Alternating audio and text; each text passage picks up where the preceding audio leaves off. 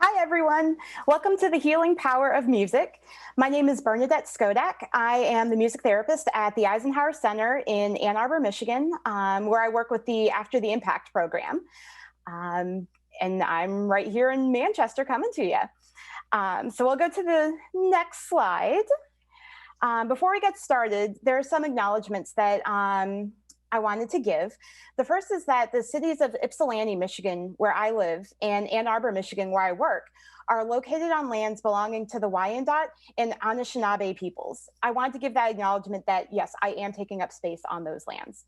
I wanted to wish a happy birthday to everyone celebrating a birthday today. Today is also the birthday of Miss Ida B. Wells, who fought so tirelessly for the women's right to vote, which ultimately became the white women's right to vote. And she went on to be a co-founder for the NAACP. And finally, I wanted to give a thank you to the Trust and the NFLPA for putting on this getaway for y'all and for allowing me the opportunity to present with y'all today. We'll go to the next slide. So it is very nice to meet y'all in this virtual format.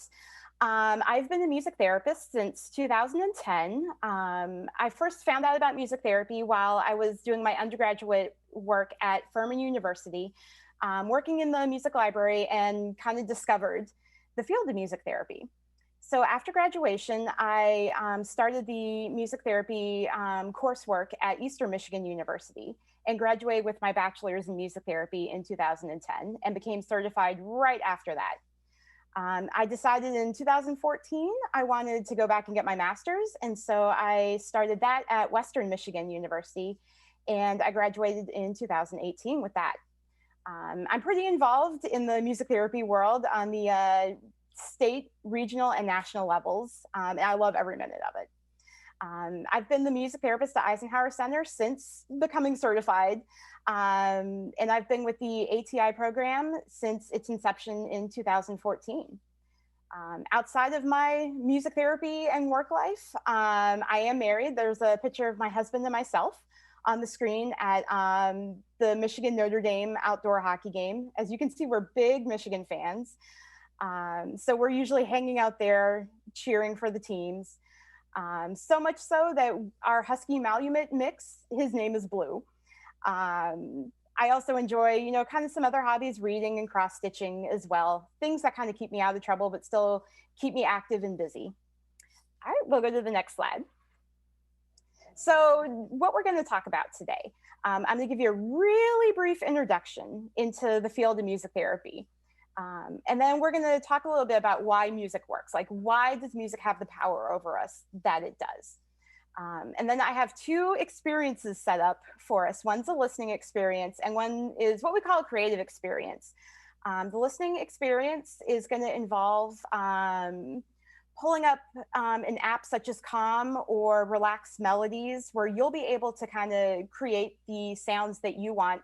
And I'll lead y'all in the guided relaxation with that. And then the creative experience, I've got some apps we can look at to create your own music. Next slide. So music therapy is an actual field that you can go to school for.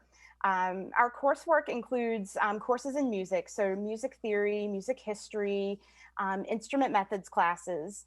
We also take coursework in psychology, specific music therapy methods for different populations that we'll work with. And other related courses such as dance and movement, sociology, biology, medical terminology, anything that we might need for who we're going to work with. We have to demonstrate proficiency in voice, piano, and guitar. And we have to have a working knowledge of percussion. And I'd throw technology in there as well. Technology is becoming a big, kind of a big thing in our field. While we're taking these classes, we're also doing what are called Practicum Experiences. So students are working one-on-one alongside a board-certified music therapist. They're doing everything from observing to co-leading to actually leading sessions with our clients. That makes up about 300 hours of face-to-face time with our different populations. Next slide. So after we've completed our practicum, passed our proficiencies, done all our coursework, we can apply for our internship. The internship is around 900 hours, which ends up being roughly 6 months if you do a 40-hour, 5-day work week. You're working, again, alongside a board-certified music therapist, learning the ins and outs of the field and essentially how to do what we do. Once you complete that internship, you can sit for the board certification exam. That's through the Certification Board for Music Therapists, or CBMT. And as soon as you pass that exam, you can use the credential MTBC, which stands for Music Therapist Board Certified. Once you are certified and are practicing as a music therapist, you're asked to obtain 100 continuing ed credits every 5 years. And that's pretty simple to do. That's things like attending conferences, giving presentations such as this one, writing journal research articles, attending other courses. So it's fairly easy to rack up those 100 credits. Next slide. So why music? We know there's something about it that, just has that power over us to make us laugh or make us cry, or just to kind of put us in a better mood, in a better place. So this is still very much an emerging field. So there's still a lot that we don't know, but this is what we do know. The information in the brain, including music, is processed into 3 different categories. So you've got sensory, you've got cognitive emotional, and you've got motor. We know that music involves the entire brain. It used to be one of those things where it was like, oh, music's a left brain thing and this is a right brain thing or whatever. What they're finding now is that music engages your entire brain. So going off of the examples we're going to use today, with listening, the first thing you're activating is that auditory cortex, which is in your temporal lobe of your brain. Then music can bring out emotions in us. So you're activating your amygdala. We can associate memories with certain music that we hear. And then when you're doing that, you're activating your hippocampus. And finally, your motor. You could be dancing, you could be tapping your foot, snapping your fingers. You're activating that motor cortex, which is in your frontal lobe. And we know that changes in the brain occur through something called neuroplasticity. So the best way to kind of describe neuroplasticity is similar to construction season. I know it's construction season here in Michigan. We have to take a lot of detours around to get where we want to go. So that's essentially what neuroplasticity is that we're detouring around an affected area of the brain to still make those connections and to still be able to do what we need to do. So next slide. So neuroplasticity, how this works. You need to have 3 main things that happen, and music does all of these. We know that preferred music leads to a release of dopamine, which is a neurotransmitter in the brain. It's one of those pleasure, like feel-good kind of things that gets released. And we know that our preferred music can do that. We also know that music provides a clear signal to the brain in the form of rhythm or the beat. And that allows the neurons in your brain to fire together and wire together. So with this, think of like if you're walking in the mall and you hear high-heeled shoes, someone's walking, next thing you know, you might be walking in time with them or swinging your arms at the same pace. You're kind of firing and wiring together, essentially. And so that's what this clear signal does. The harmony in music, which is how those notes or those pitches fit together, provides a clear auditory signal for the brain to process. So what this means is we're just not throwing like a cacophony of sounds out at you, because there's an organization to the sounds and how they fit together. That's not noise for your brain. Your brain can understand that. And so that allows your brain to process. All right, next slide. So talking about one of the listening things we're going to do today. The benefits of music listening, we get that release of dopamine, especially if it's that preferred music that you really like. It's a pleasure, it's a reward, it feels good, you want more of it. Music listening, we can use that for relaxation or to reduce anxiety, which is a little bit what we're going to try to do today. And then that feeling of connectedness to someone or something. You can easily associate music with an event or a place in time or anything like that. You can hear a song and then be transported back to that memory immediately. Another thing too is it's a great way to kind of pass the time. Chores don't seem as long when you're listening to music. The drive, it's easier to say, oh, that drive took 5 songs instead of, oh, that drive took an hour. Next slide. That being said, we do need to be aware of some harm in music. Music, some listening can have some negative effects on your physical, your physiological, and your psychological health. If you have an elevated heart rate, we don't want you to be listening to music that is going to encourage that. Essentially, we're going to want to try to get you to a more relaxed state. Music does and has been used in some instances to torture people, playing hard, heavy metal for, in some prison situations and in some interrogation situations. So we need to be mindful of that. Distress related to craving. So I kind of talked about, we hear our favorite music, it releases dopamine, it's that pleasure center.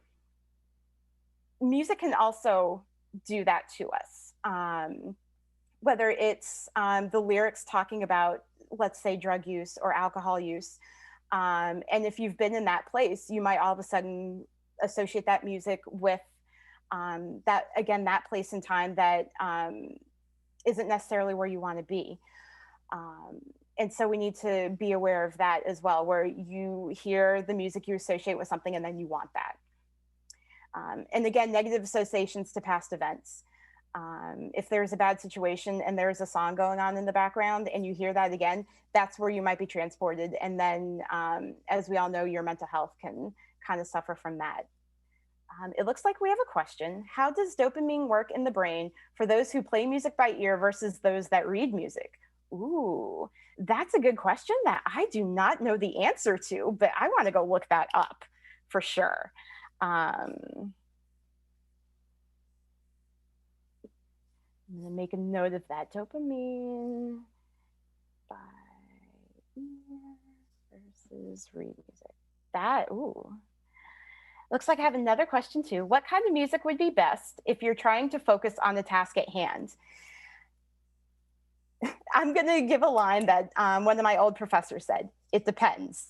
A lot of it's going to depend on what you like and what relaxes you. So what relaxes you doesn't necessarily relax me, and vice versa. So that's something, if let's say, for instance, like Motown music, like you're just kind of smiling, you're grooving, you're moving freely. I would say that would be the music for you. I know a while back there was the whole thing with the Mozart effect and saying, oh, Mozart, does all this. Really, it's all about your preferences and what you like. And so that's kind of why we can go to the next slide. That's kind of why I set our listening experience up the way I did. I wanted you all to be able to choose what music you wanted to listen to instead of me dictating, because again, I don't know with some of these relaxing sounds if there's trauma around water. So I didn't want to play like, say, oh, we're on a beach, if that was going to be triggering to anyone. So I will give y'all a minute or two to open up a relaxation app, find some relaxing music. Again, your preferences. I'll give y'all, again, another like 30 seconds or so, and then I've got a relaxation that I'm going to lead us in. So I'll give y'all a few minutes. Open your apps, choose the sounds and the music y'all want, and then we'll get started.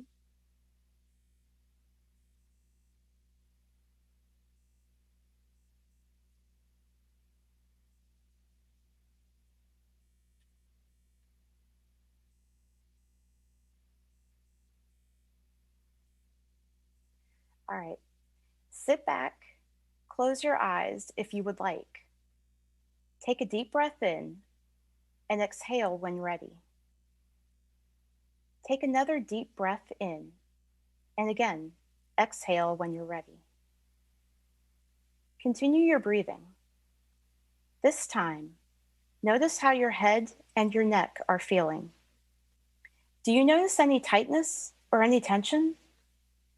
On your next exhale, Send that tension toward your shoulders and let your head and neck move freely. On your next breath in, notice any tension in your shoulders and your upper arms. On your next exhale, send the tension down towards your elbows and your forearms. Let your shoulders droop and be weightless. Take another inhale. How much tension do your elbows and your forearms carry? Exhale when ready and send the tension through your palms and out of your body through your fingertips. Allow your arms to relax. Take a couple more breaths in and out. Notice any tension in your chest, your abdomen, and your back. With your next exhale, send any tension out through your back and sink back into your chair. Continue your breathing, inhaling and exhaling. Notice any tension in your hips, your glutes, and your thighs. On your next exhale, send any tension down towards your knees and relax your hips, your glutes, your thighs, so you're able to sink deeper into your chair. On this next breath in, take note of any tension in your knees and in your calves. With your next breath out, send the tension down towards your ankles and allow your legs to fully relax. Inhale again. Is there any tension in your ankles, your feet, your toes? Exhale and send the tension out through your toes and allow them to move freely. Continue your breathing and take note of this new feeling of weightlessness and of calm.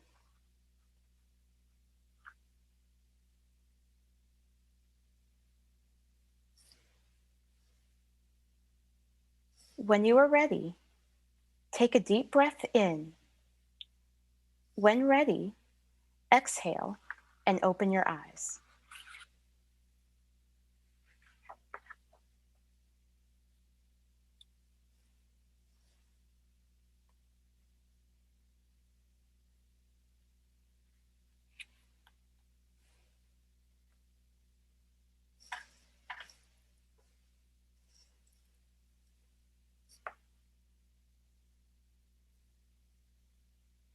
How are we doing?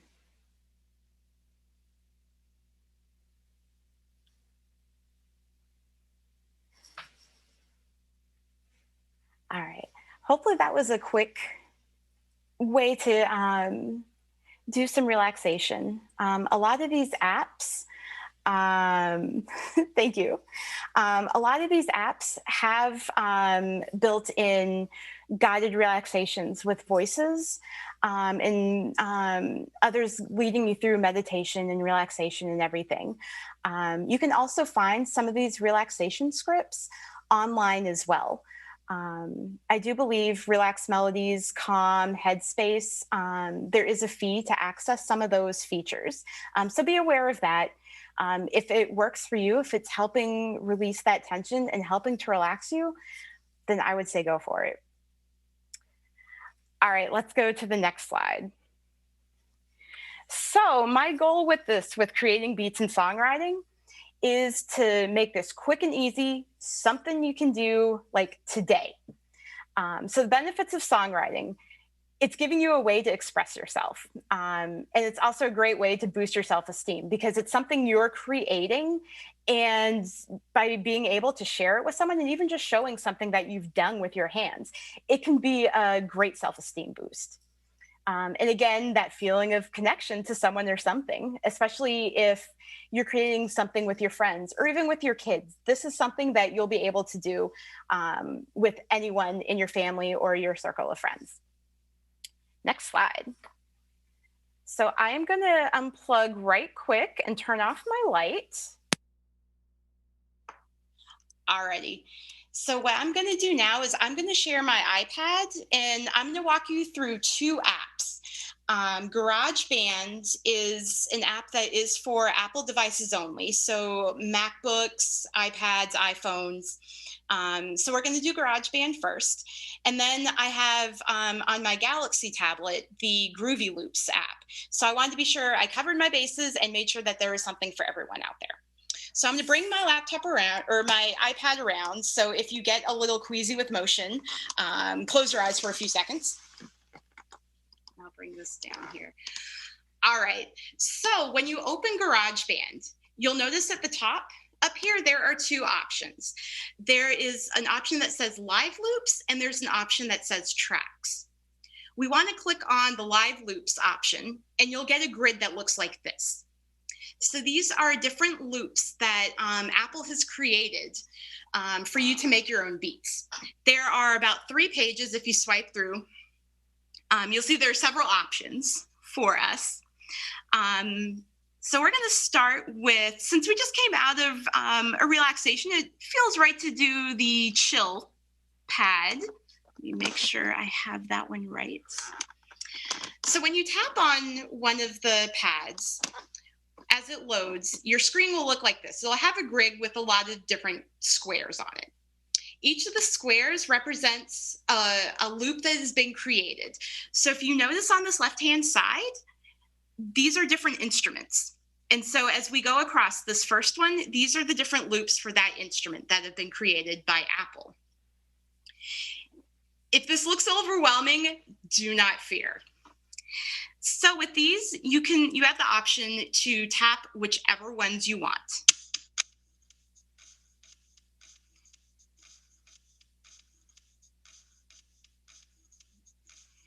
I'm going to pause it briefly. I want to point something out too with these loops. If it's a circle, then it's going to loop around and continue playing. If it's a square, if you don't see a loop and it just is a straight line, it's a sound effect and it's only going to happen once. So you would have to press it multiple times. If this looks overwhelming, fret not. At the very bottom, there are arrows for each column. So I can tap on an arrow and it's going to play everything that's in that column.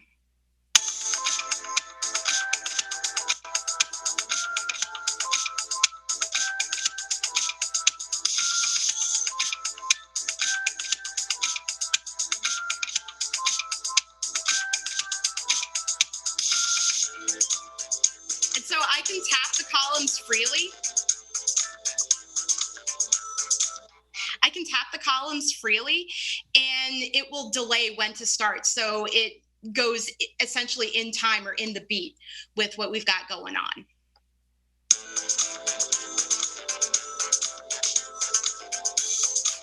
And then I can still go through and tap anything else that I want to add or change.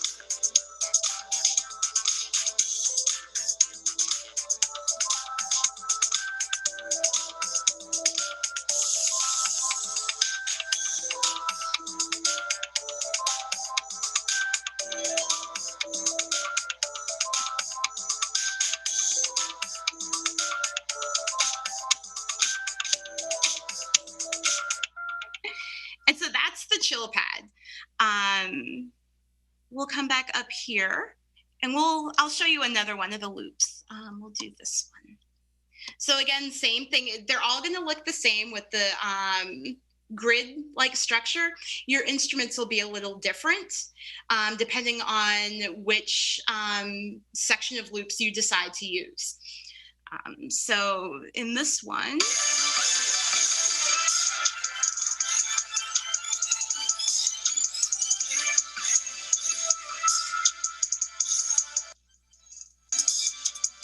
I'm going to tap another column.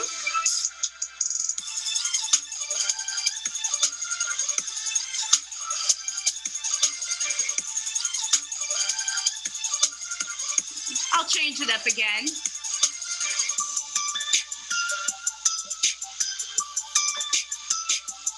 think I'm going to add something.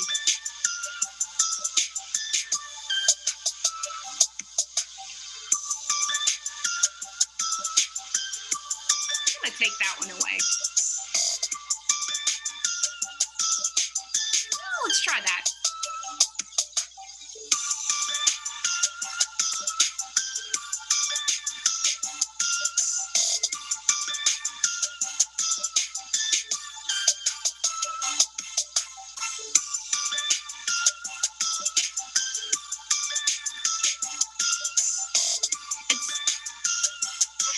Sometimes you can scroll through these instruments on the left-hand side and there's more than what's on the screen.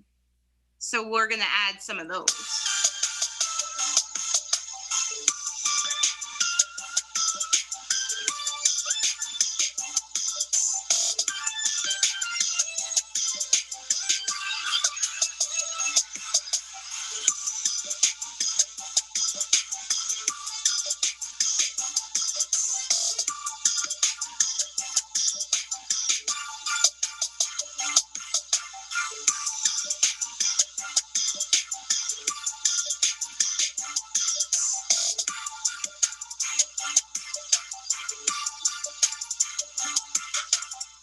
So just a really quick way to get something going. GarageBand can do way more than this.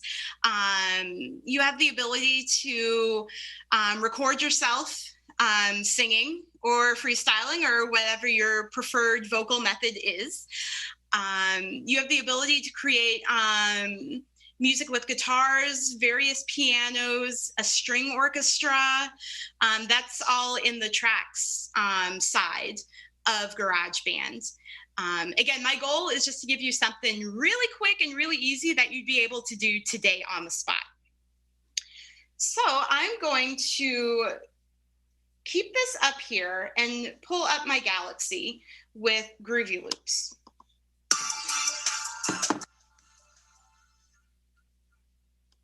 So Groovy Loops looks pretty similar to GarageBand. Their loop structure is a little different. At the top, you have, at the top, you've got your 4 beat cycles that are in blue. There are only 4 of them for each of the different loop packs they have. And then they have 4 different packs on this screen, and then I can swipe, and there are 4 more packs of 4 on the other screen. At the bottom, there are 4 squares, and those are your sound effects. So what I have up right now is the, in their Latin pack, they have one that's reggaeton. So we'll start with that.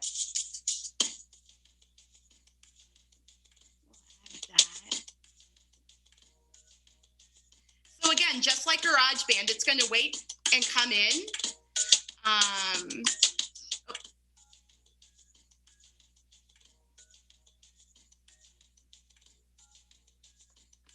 Let's see, is that any better with the reflection?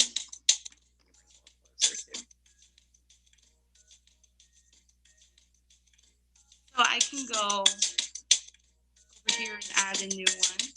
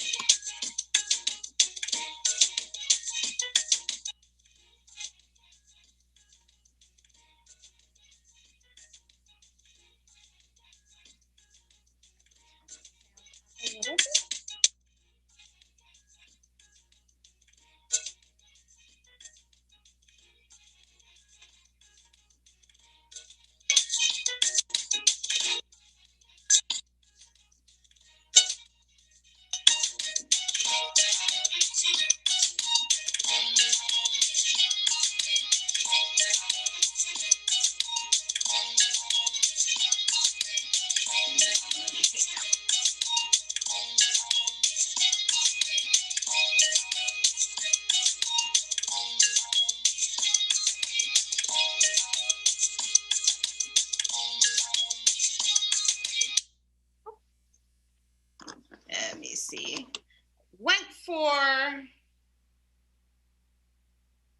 I went for the sound effect and missed. There we go.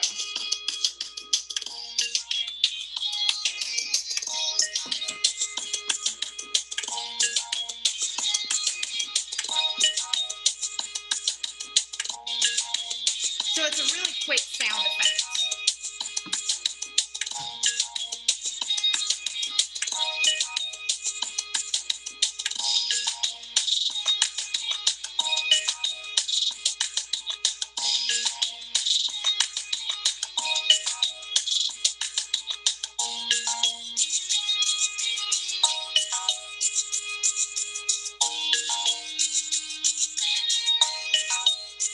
All right.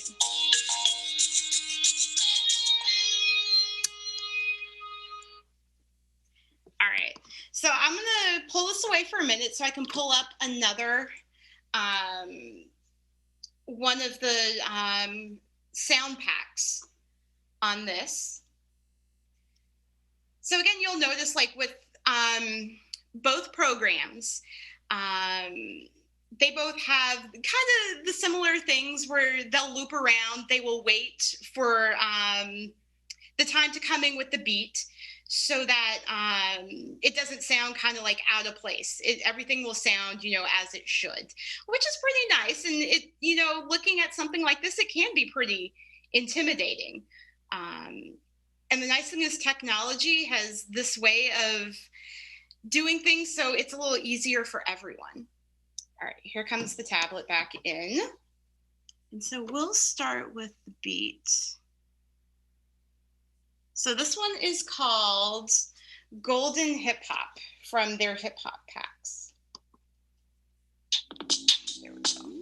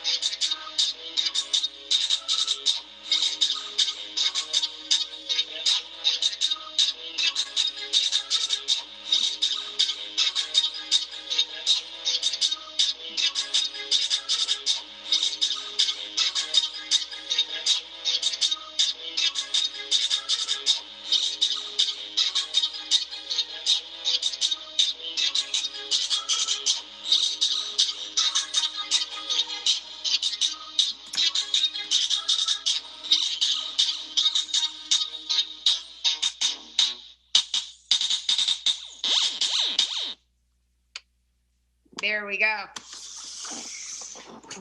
So just some quick and easy ways to make some music. There's a question, are you able to save the beats that you make in the apps? Yes. For both of them, they both have like save options. GarageBand, you can save it as like their project file.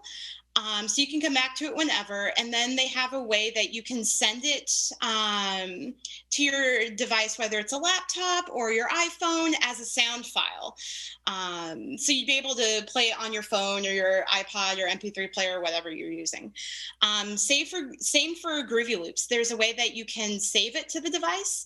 Groovy Loops is still a little new for me, and I'm still trying to figure out how to pull it. But I would guess it would be similar to the GarageBand method. I live in GarageBand a lot more, but Groovy Loops is growing on me a little bit. Next slide. So some other apps that are out there that you can consider for your meditation and your listening, the Calm app is one. I know that was a big one, and they were doing a lot for the public for free during the pandemic, being able to access that app.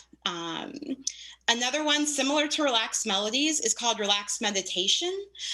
It's going to have, again, the same thing that Relaxed Melodies has, where you can go in, you can choose your nature sounds, your music sounds, pair them together, save your mixes.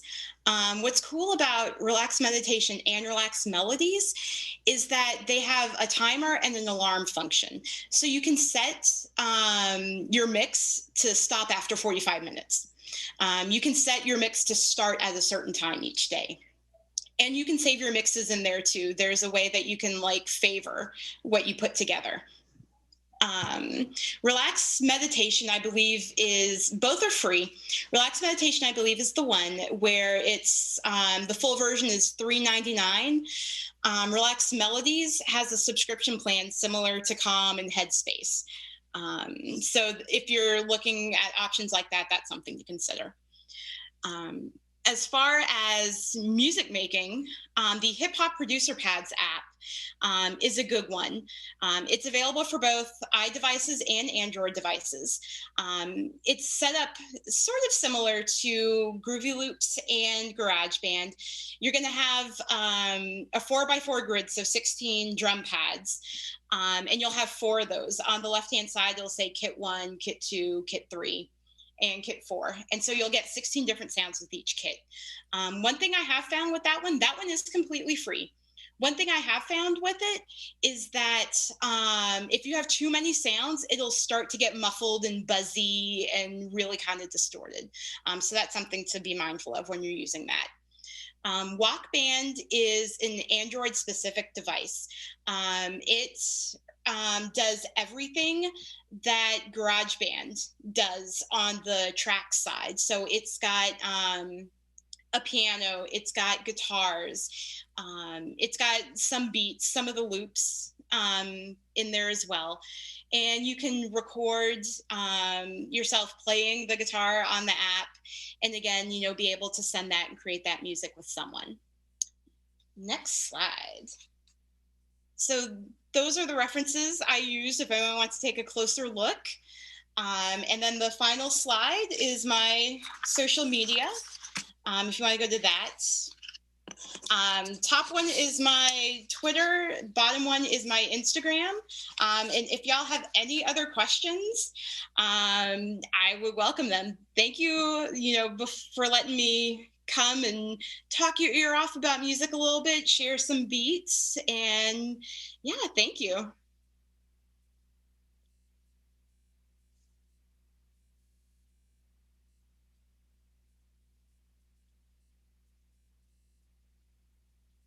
Ooh, my favorite genre of music. I get that a lot. I would say the easier question for me to answer is my favorite band. Because I listen to a little bit of everything. So my favorite band is Hootie and the Blowfish. I'm from Charleston, South Carolina originally. So the area that Darius Rucker's from, where the band was formed at University of South Carolina. So they've always had a special place in my heart. If you were to look at my road trip playlist, you'd see everything from Broadway musicals to Kendrick Lamar to Carrie Underwood to one thing I've been doing recently on Apple Music is pulling up the 100 most listened to songs by country. And so I'm listening to different music from different countries. And so I've got songs in French on there, songs in Italian. I've got Missy Elliott, Metric, Foo Fighters, Darius Rucker, Hootie and the Blowfish. Metric which is a band out of Canada. Greatest Showman soundtrack. So I've got a little bit of everything. It's always easier for me to answer who my favorite band is.